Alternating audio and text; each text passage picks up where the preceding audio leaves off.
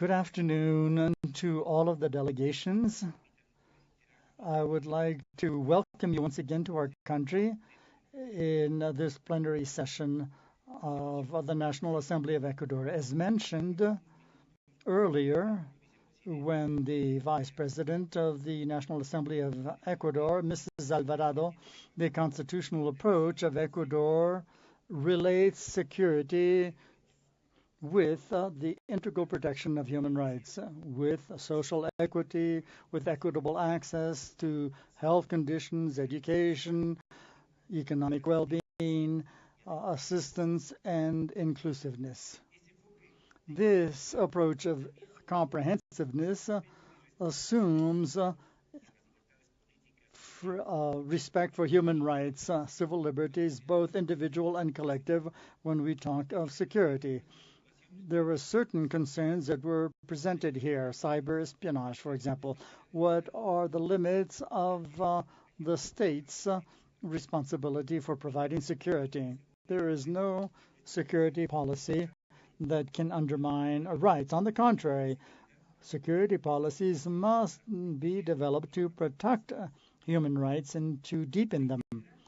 When I talk of integral, we mean the linkage between preventive actions of security and those actions that have to do with coercion, enforcement, and regulatory frameworks. Unilateral repressive measures with respect to security have led to this crisis, and we have to reevaluate them. To have a comprehensive approach to security, we understand the necessary relationship between national efforts and international efforts. What do we want from cooperation from the world and the region? We do not necessarily need joint actions, but without cooperation, we cannot attack or trans-border crime, terrorism, violence, and the aberrant manifestations of intolerance, but we do not admit the unilateral imposition of security policies that can undermine our sovereignty and the institutional framework of states, as has already occurred in Latin America, as has occurred in many of our countries and in our own country just a few years ago. We do not share criminalization policies of persecution against human mobility in this planet, which is our common house.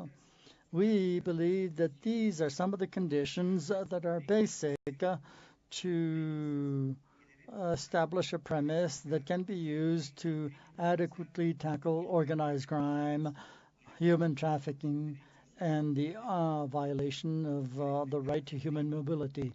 To tackle terrorism, we call the world problem of drug trade and the impacts of unilateral policies of repression. To tackle money laundering and also to combat all kinds of violence and the imposition of unilateral measures and intolerance. We believe that we have to build up cooperation among states with a cooperative approach to tackle security problems that are attacking the essential aspects of democracy and the rights of our peoples. It seems that if we wish to tackle organized crime, we need cooperation policies, but also require assessments and corrective measures on the measures that have prevailed in the past. One clear thing that has occurred in the past in our region is the coercive and military approach against the drug trade, which has been very painful in our countries, especially those who export drugs and those countries that import drugs, neglecting the responsibility of countries where there are permissive policies where demand is generated for the consumption of drugs. And those consuming countries is where drug money is laundered. Our region has lost many lives, and we have paid huge amount of resources to fight drug trafficking. And we have to talk about the approaches that have been used in the past to tackle the drug trade. We have to combat organized crime and also the drug trade, but we have to develop a new policy on the world drug problem, including better social policies to protect the institutional framework of democracy that are oftentimes undermined by these criminal groups. To tackle terrorism, we have to tackle first those policies that attack our society with education and democracy and democratic values.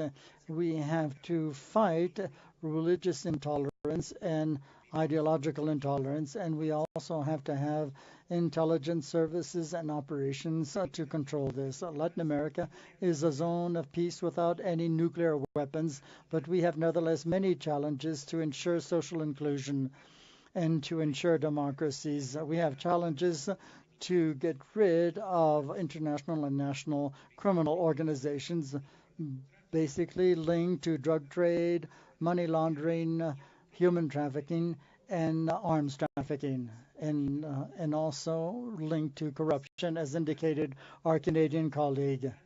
It is the responsibility not only of citizens but of us, of we parliamentarians, to tackle this. We have to have a resolution that includes all of these different aspects that can be discussed in a dialogue to build up our capacity for exchanging experiences and lessons learned to evaluate these policies, to have the courage to examine them, revise them, and to update them on the basis of the democratic demands of our society.